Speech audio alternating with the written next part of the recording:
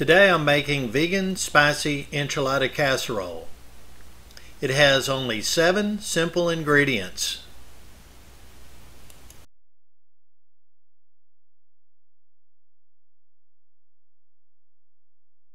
Okay, here's the ingredients. We have homemade salsa, which is a real simple recipe of just a few ingredients. It's tomato, jalapeno, and garlic with a little dash of salt. We have black beans in the can. I prefer to use our own pressure cooked dry beans, but I don't have any handy right now, so we're going to do this with the black beans in a can. I have a enchilada sauce, which is the Hatch brand red enchilada sauce with medium spice, and a can of sweet whole kernel corn. Also, there is chorizo, meatless soy chorizo. It's vegan. And vegan cheese, which is Daya, pepper jack, shredded cheese, and corn tortillas.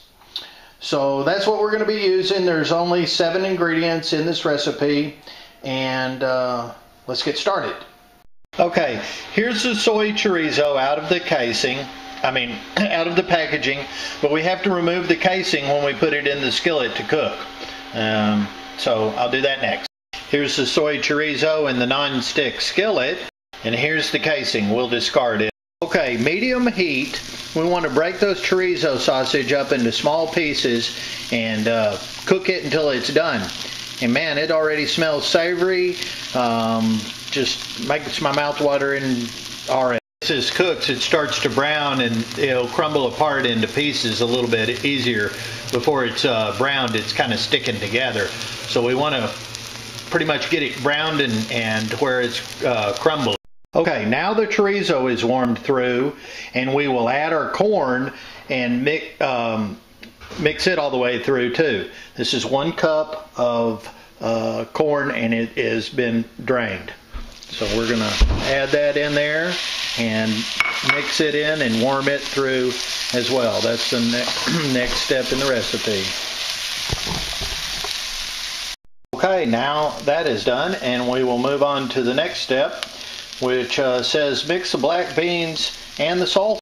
When using canned beans, which I've said I prefer to use the pressure cooked dry beans, but when using canned beans, always make sure and drain and rinse those before you use them. The recipe calls for 1 cup of black beans, so you will have a little bit left over that you can just put in the refrigerator and use for something else, top some nachos with them, or make a taco or something. The corn I added was also approximately 1 cup. The can was just a little bit over a cup, so once I drained it and everything, it just worked out to be about a cup. So that's 1 cup of corn and 1 cup of black beans. And now we will add our salsa and beans together and mix it. Here are the black beans rinsed, and in a bowl I'm going to add 1/2 cup of our homemade salsa in there. That's what the recipe calls for. It's 1 cup of black beans and 1/2 cup of salsa, and we'll mix that up. Okay, our preparation is pretty well underway, and this is the black bean salsa mixture, and now we're going to start assembling it all in a 9 by 13 inch glass pan, and we're going to put our tortillas and then layer up our ingredients. So let's see what we can do. I'm going to start with the tortillas, layering them in the pan, and it said to spray the pan with Pam non-stick cooking spray, but I don't have that, so I just drizzled some olive oil in there and wiped it out with a paper towel so as not to have a whole bunch of oil, but do get some stick relief with the oil film that I wiped on there. So the tortillas are in the pan, and you can just take your kitchen shears and cut the round edges off, and that way you can line the whole pan with 3 tortillas. I'm going to spread 1/3 of the can of enchilada sauce over my tortillas, and because it's going to be layers, we'll use just 1/3 of a can to begin with. And I'm using a red sauce, and you can use green or whatever flavor you like. So let me do that, and that's the way that looks. Next, we are going to be adding our soy chorizo and corn mixture to the pan. Okay, Added all the corn and soy chorizo mix into the pan and spread it around evenly. And next is some of the cheese.